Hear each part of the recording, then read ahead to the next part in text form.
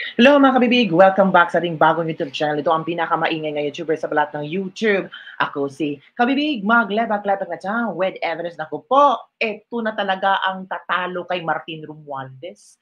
Naku, dito na talaga ang katapusan ni Martin Romualdez sa panghahari-hari niya sa Leyte.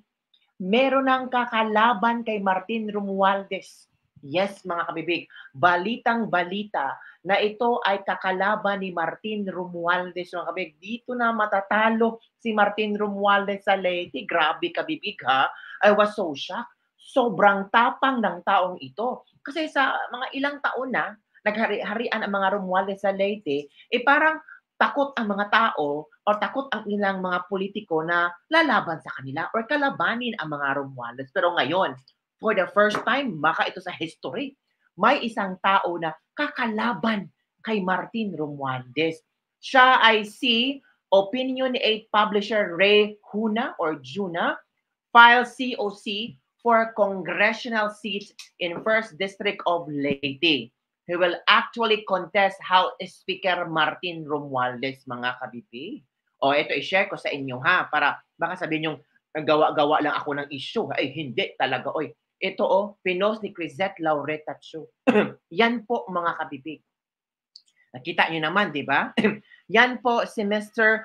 Ray Juna, Opinion 8 publisher, mga kabibig. At kita nyo naman sa mga komento dito, vote this guy Leyte, wishing he will win.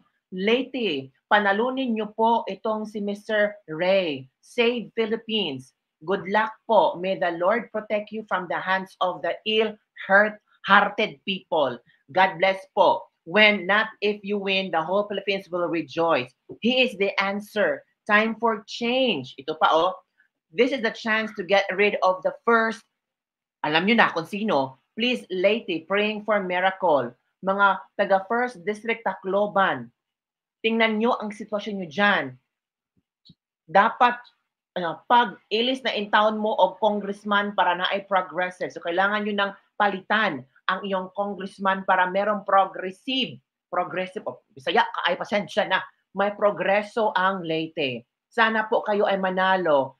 I admire your bravery. May God and His angels protect you. I wish you total victory, Sir Ray Huna. Vote for this guy. Laban, sir, praying.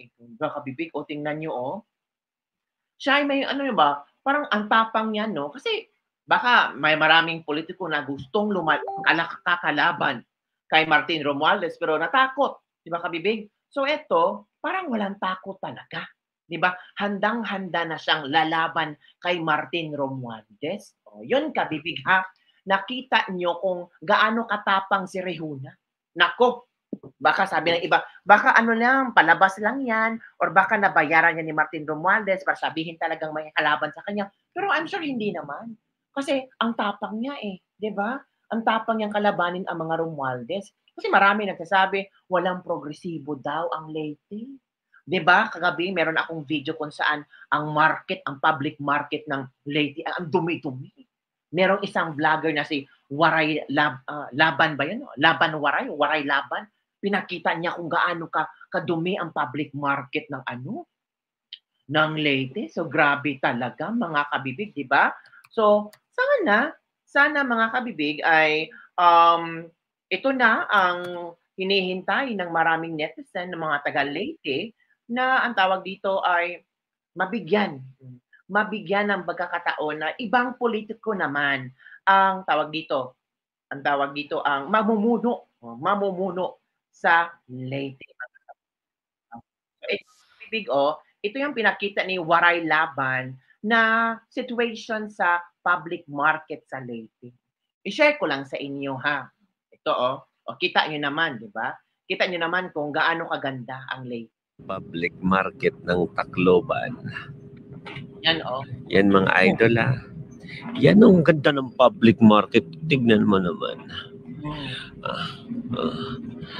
Ang public market ng Tacloban na mabaho. Mabaho daw. Diba? Tingnan mo nung ganda, no? Ito, yung city ng Tacloban. Ito yung public market. Napakaganda, di ba mga idol? Tignan mo, oh. Oh, Very sarcastic. Sko, nangangamoy hanggang dito sa loob ng bus. Ang baho.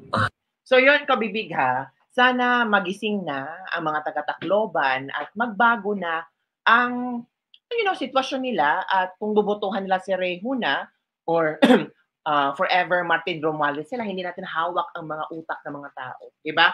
Yung lahat, una sa lahat, isang mainit na pagbati sa lahat ng mga guro na narito ngayong hapon. Palapakan po natin kayo lahat. Ay. Sa pumuno ni Pangulong Ferdinand R. Marcos Jr., patuloy nating isinusulong ang pagpahalaga sa edukasyon bilang pundasyon ng isang bagong Pilipinas. Hindi ko makalimutan ang isa payo nang ibinigay sa akin ng aking guro nung ako'y nag-aaral. Nasa kabila ng lahat ng pagsubok, laging may paraan upang makamit ang tagumpay. Ito ang mga aral na patuloy na itinatanim ninyo sa inyong mga estudyante sa araw-araw. Nais kong bigyan diin ang aming pangako sa Kongreso na patuloy na susuportahan natin ang mga programa at batas na magpapabuti sa inyong kalagayan bilang mga guro. Nagbubulang kami ni Secretary Angara kanina at kinonsulto kayong Chairman of Appropriations ng House at sisiguraduhin natin magdadagdag tayo ng mga classroom buildings at mga equipment kagaya ng mga laptop. Ngayon mo pa dadagdagan kasi wala na si BP Inday. Iba ka din. Ha? Buhaya ka? Iba ka din. Grabe. No? Bakit ba patuloy kang binibit-bit ni PBBM sa kahit anong mga gatherings? Bakit nagsasalita ka na naman sa Teacher's Day? Sino ka ba? Ha? Diba? Grabe. Yun yung napansin ko mga Lods. Pag may mga gatherings na about speaking gatherings, andyan si Tambaluslos. Diba? Talagang pwede naman ang presidente lang magsasalita. Pero, di ba, talagang wina-warm up nila si Tambaluslos. Diyos ko! Tapos narinig nyo mga Lods, ngayon pa itutodo ang mga benepisyo, classroom, at kung ano-ano pa! Ngayon pa! See? Di ba? Diyan mo makikita, unfair talaga yun si Tambaluslos. Nag-usap daw sila ni Angara. Sa bagay, si Angara, mauuto nyo talaga yan. Pero si VP, nek-nek mo. Ang budget ng Pilipinas ay hawak lang ng dalawang tao. Hawak lang siya ni Congressman Zaldico at ni Congressman Martin Romualdez. Yan ang katotohanan. Sa ating napakagaling na political leader, ang Speaker ng House of Representatives, Speaker Martin Romualdez. Sana daw madagdagan yung budget ng Department of Education, Mr. Speaker. Thank you. Nangako na po si Speaker at ang Chairman ng Appropriations.